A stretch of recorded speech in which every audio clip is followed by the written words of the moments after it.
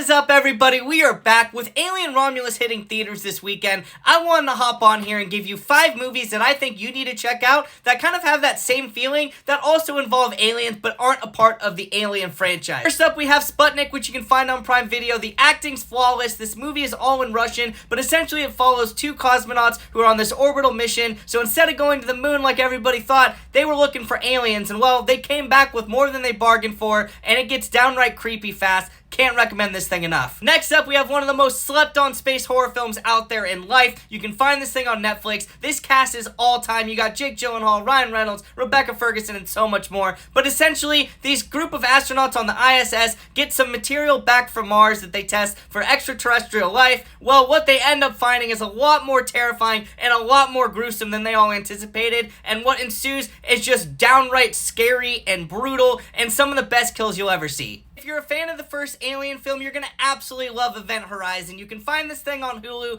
but essentially this spaceship that's been missing for years suddenly reemerges, and what ensues is a bunch of astronauts finding out that there's a real-life haunted house in space, and it is downright fucking terrifying.